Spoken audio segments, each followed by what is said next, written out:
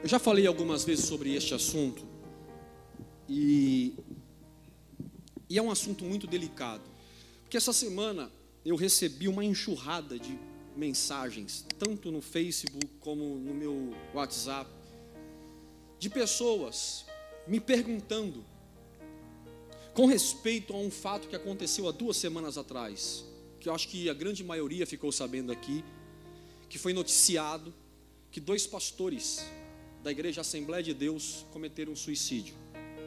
É muito comum isso na liderança religiosa. É muito comum. Um instituto chamado Instituto Schaeffer, que é um instituto cristão, eles reuniram um grande número de pastores, fizeram uma enquete com um grande número de pastores, e a conclusão que eles chegaram, que 70% dos pastores lutam constantemente com a depressão. 71% dos pastores se dizem esgotados. 80% dos pastores acreditam que o ministério pastoral afetou negativamente suas famílias. 70% dizem não ter amigo próximo. A Bíblia menciona pelo menos 6 suicídios.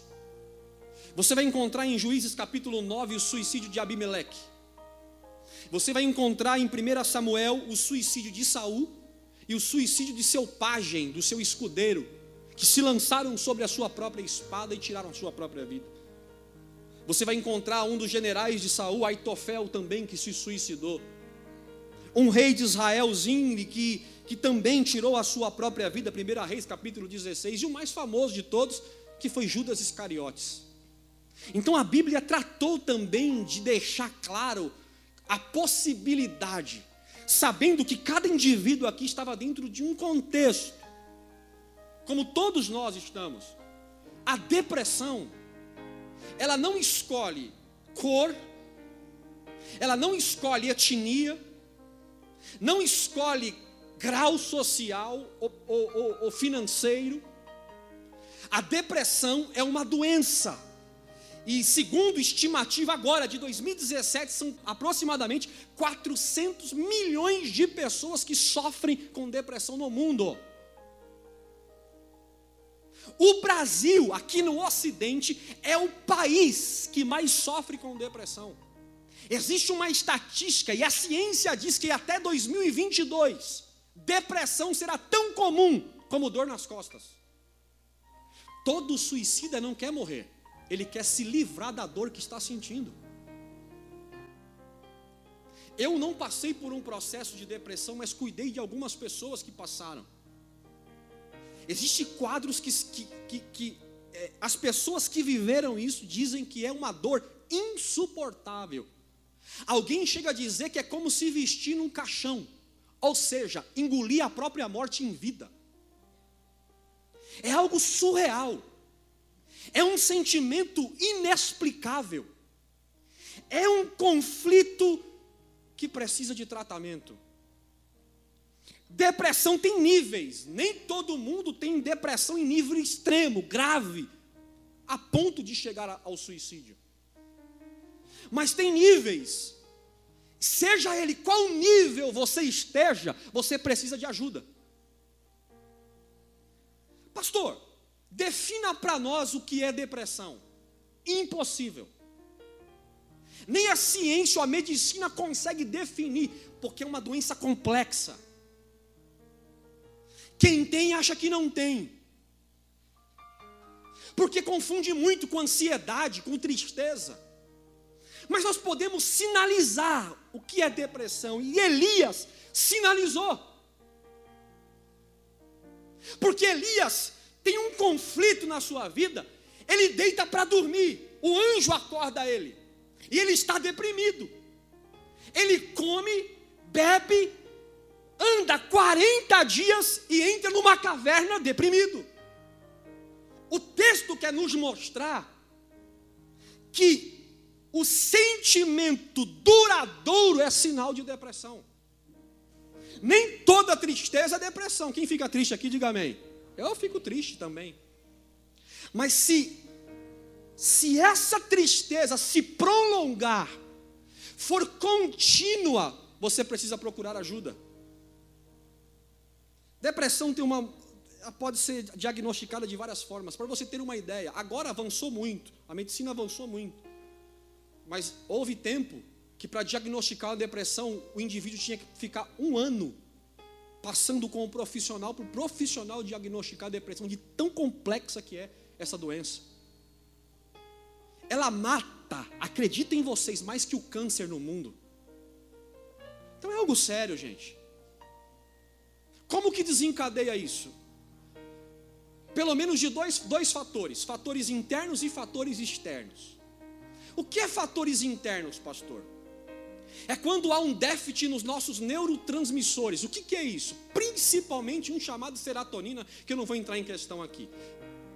Então o indivíduo tem vida boa, tem família com saúde, trabalha, é bem sucedido, é crente, tem o Espírito Santo e é depressivo. E aí você fala, mas como pode? É porque existe um distúrbio interno do indivíduo que precisa de tratamento medicamentoso. Agora existe também o outro lado, que são os fatores externos, que levam o indivíduo à depressão. Quais? Uma perda drástica, dolorida. Uma separação conjugal que você não aceitou. Perda de muito dinheiro. Essas questões externas têm o poder de nos deprimir. E hoje o que você vê de gente deprimida não é brincadeira.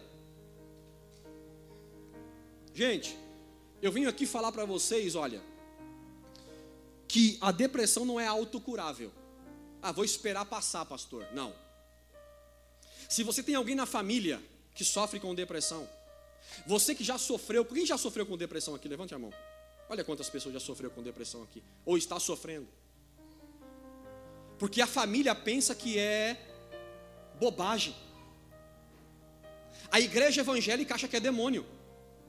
Mas nós precisamos entender que é uma doença. Precisa de tratamento. Eu dei para vocês um panorama, para vocês entenderem que depressão é um fato, é estatística, é uma realidade, que a depressão precisa de cuidados. Nós estamos discutindo hoje, a ciência discute hoje depressão infantil. Criança com depressão. Alto índice de irritabilidade. Gente. Então nós precisamos cair em si. E entender que crente fica doente e crente precisa de tratamento. Jesus falou que não são os bons que precisam de médico. Quem precisa de médico? O doente. Não, eu tenho um problema de coração, mas eu não vou para o hospital não, eu vou ficar orando em casa, Deus me curar. Se Deus deu sabedoria aos homens, é a forma que Deus também usa para curar as pessoas. Por isso que eu usei o texto de Elias. Porque nós estamos falando de um homem que veio para revolucionar o ministério profético no Antigo Testamento. Um cara espetacular. Sabe quem era Elias? Elias orava e Deus fechava o céu e não chovia. Sabe quem é Elias? Ele orou e Deus, depois de 3 anos e meio, abriu o céu e veio chuva. Sabe quem é Elias? Elias orou para um morto e ressuscitou. Elias orou para Deus mandar fogo do céu e Deus mandou fogo do céu e consumiu o holocausto. Esse é Elias. Quem não queria ter o Elias como pastor? Que cara sensacional. É um cara que fala com Deus e Deus responde imediatamente. Elias. Só que o mesmo Elias passa por uma depressão profunda. E eu não vim hoje dizer para você o que você deve fazer para sair. Eu quero falar hoje para você o que você deve fazer para prevenir. Talvez esses 2 pastores não tiveram a possibilidade de ouvir uma mensagem como essa que você tem.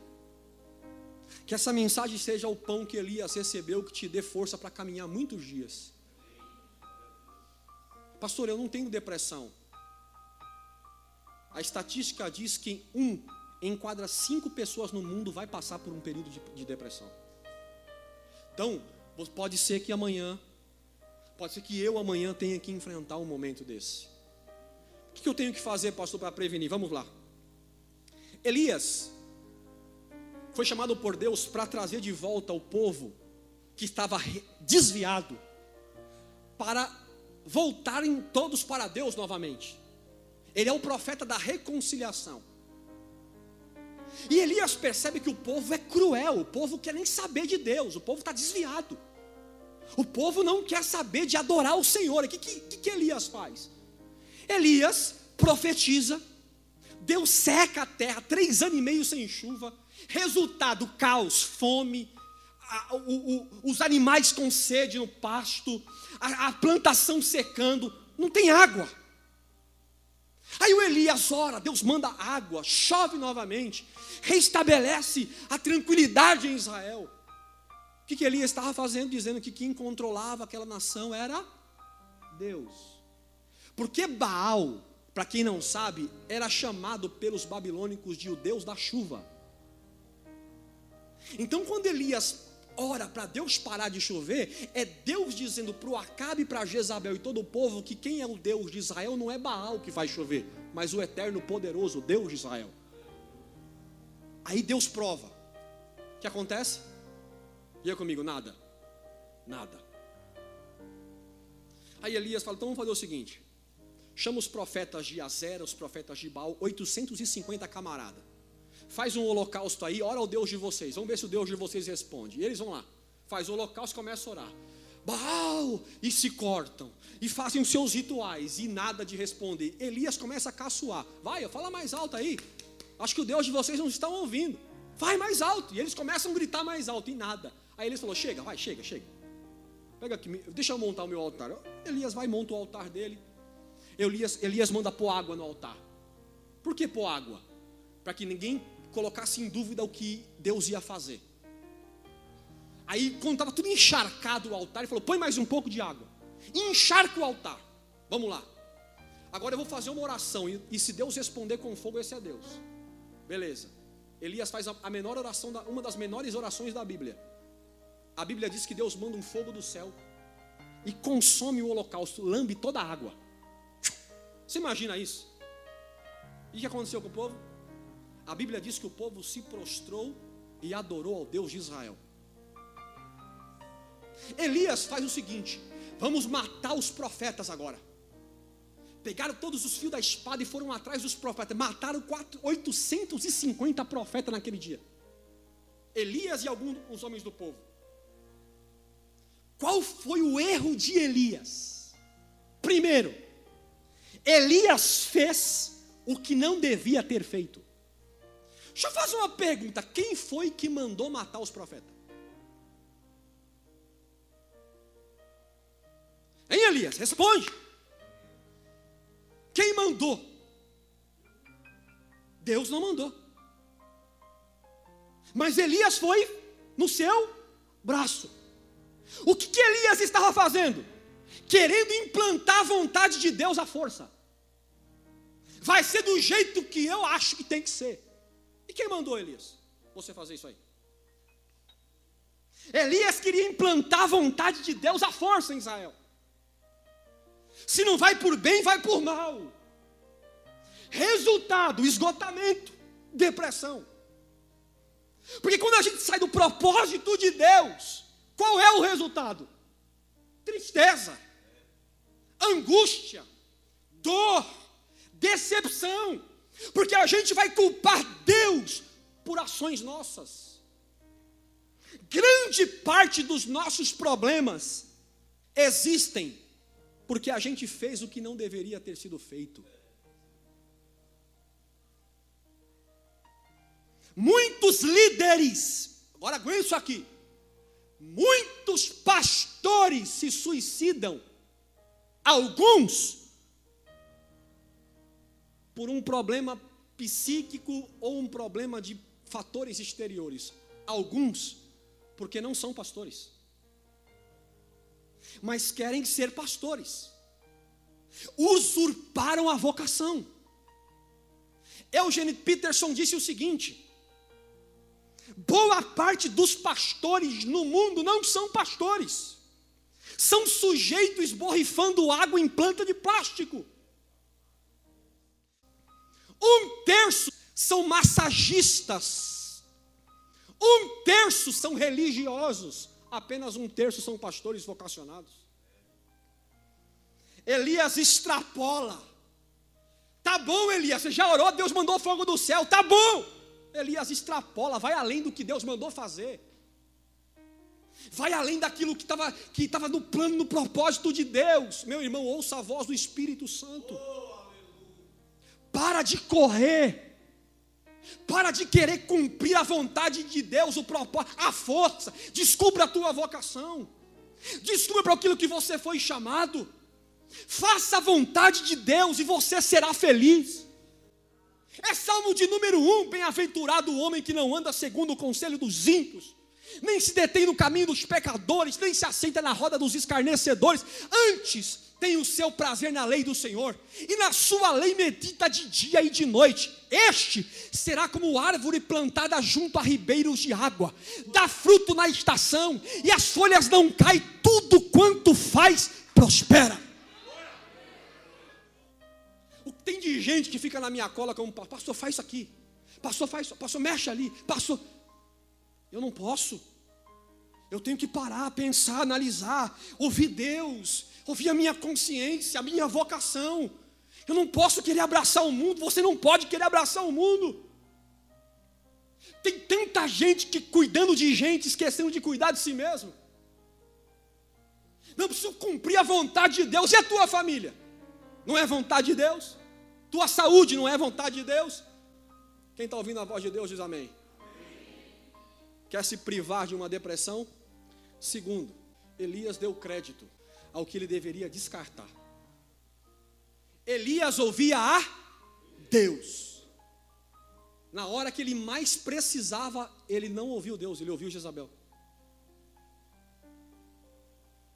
Esse é o nosso problema.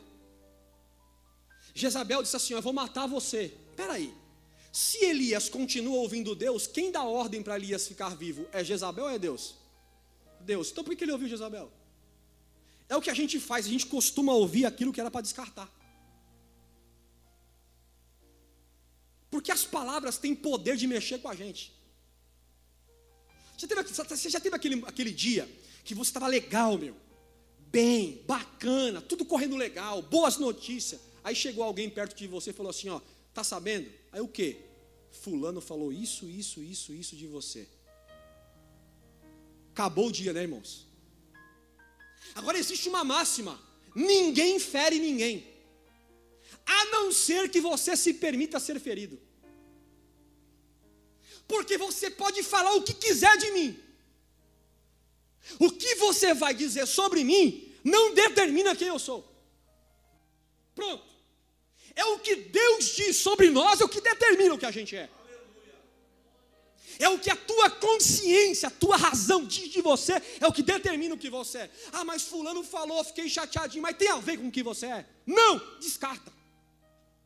Falou, eu não quero nem saber, eu fiz para Deus, para a glória de Deus, fiz com coração amor, fiz com gratidão, fiz para agradar as pessoas, abençoar as pessoas. Se você não gostou, o problema é teu. Pronto. Porque as minhas motivações não são determinadas pelos seus achismos. Para de ouvir crítica dos outros. Para. Não é para você ser surdo, é ouvir as pessoas. Ouça. Critique o que você ouviu primeiro. Pegue o que serve para você, que não serve, descarta.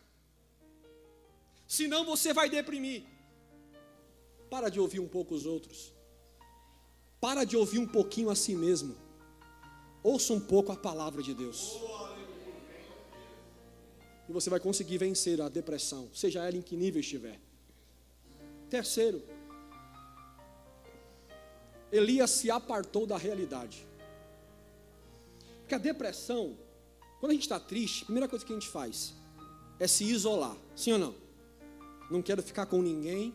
Não quero ir na casa de ninguém, eu não quero ouvir ninguém, eu não quero ver barulho de nada, eu quero entrar no quarto, deitar e ficar lá.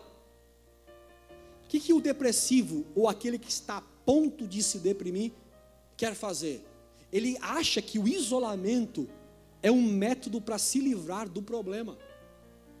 Fugir da realidade é um caminho que vai te livrar do problema. Engano seu.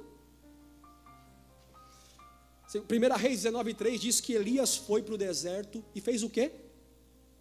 Diga comigo essa frase aqui, ó. Deixou o moço. Deixou o moço. E foi sozinho. É por isso que nos momentos de conflitos, nós tomamos as piores decisões. Costumo dizer, às vezes, que eu estou conversando com alguém que está deprimido, está com conflitos, complexo de inferioridade, está mal. Ele fala assim, eu preciso tomar uma atitude. Eu falo, não, calma. Não tome atitude no momento de desespero. No momento de desespero, nós temos que fazer o quê? Procurar ajuda. Procurar amigos. Não é deixar o amigo, é abraçar o amigo. É dizer, amigo, me ajuda, eu estou sofrendo, eu preciso do teu apoio, da tua amizade. Chegaram para uma psicóloga e perguntaram para ela assim, o que tem que fazer? Qual é o livro que você indica para uma pessoa, para ela vencer a depressão? Ela falou assim, com serenidade, mas com contundência. Uma pessoa em depressão não precisa de livros. Uma pessoa de depressão precisa de pessoas. Precisa de gente perto. Paulo passou por períodos de depressão. Paulo, apóstolo Paulo. Segunda carta de Paulo a Coríntios, capítulo 7, versos 5 e 6. Pois quando nós chegamos à Macedônia, não tivemos nenhum descanso. Mas fomos, olha isso aqui, nós fomos atribulados de toda forma. Conflitos externos, temores internos. Deus, olha isso aqui, Deus, porém, que consola os abatidos, aleluia, consolou-me com o quê? Alguém está com a Bíblia aberta? Consolou-me com a chegada de Tito. Sabe qual foi o método que Deus usou para consolar Paulo no período de depressão? Um amigo. Paulo diz assim, Deus me consolou mandando Tito me ver. O abraço de Tito, o afeto de Tito, o carinho de Tito conseguiu me fazer vencer a dor que eu estava vivendo. Gente, vamos nos abraçar. Talvez tenha alguém sofrendo com depressão à base de medicamento aqui essa noite, que não recebeu um abraço essa noite ainda. Nós precisamos nos abraçar. Precisamos estar perto de gente. Eu falo isso porque eu passei, irmão. Eu passei isso aqui na pele. Minha esposa está aqui. Depois ela conta um pedacinho de testemunho. Minha esposa caiu em depressão profunda. 8 meses de depressão, só eu e ela sabia. Ninguém mais. Eu e ela, os médicos. Nós casamos, primeiro ano de casamento, ela entrou em depressão 8 meses. Sabe qual era o nível de depressão da minha esposa? Ela desmaiava dentro de casa. Eu peguei a minha esposa desmaiada algumas vezes dentro de casa. Ela ouvia zunido na cabeça. Ela falou, você não está ouvindo? Não. Ela ouvia um zum que aumentando e ela desmaiava. Ela casou com 55, 56 quilos. Chegou a 80 e alguma coisa por causa do medicamento. A psicóloga chegou a falar para ela assim, você não pode ter filho. A situação que você está, você não pode ter filho, porque senão você vai deprimir o teu filho. Vivemos. Cheguei a pegar minha esposa no chão, pôr no carro e ir para o hospital com ela desmaiada. Depressão, e o médico de ponta cabeça e não achava. Um dia, ela com uma pancada de remédio na mão, ela sentou na sala e falou, Elter, vem cá. Ela disse assim, a partir de hoje, não estou dizendo para você fazer isso, experiências pessoais são experiências pessoais, não serve para você. Faça isso com fé, foi o que ela fez. Ela disse assim, a partir de hoje eu não tomo mais nenhuma medicação. Jogou no lixo, eu tomei um susto. Porque, irmão, eu sou pastor, mas eu entendo que nós precisamos da medicina para tratar as nossas doenças. Eu tomei um susto. Não é indicado fazer isso. Mas ela fez. Jogou tudo fora. A partir de hoje eu não vou mais tomar isso. Ela não me lembra dessa frase, mas ela disse uma frase para mim. Ela disse assim, depois que ela tomou a atitude, ela falou assim, eu te agradeço por você ter sido esses 8 meses o meu amigo. Não foi meu marido, foi meu amigo. É disso que a gente precisa. A medicina, alguns chegam a dizer que é uma doença que não tem cura. Alguns defendem que é um problema genético. Quem tem propensão para ter, vai ter. E vai ter que se tratar, talvez a vida inteira. Essa é a palavra dos médicos. Mas eu tenho uma palavra de Deus.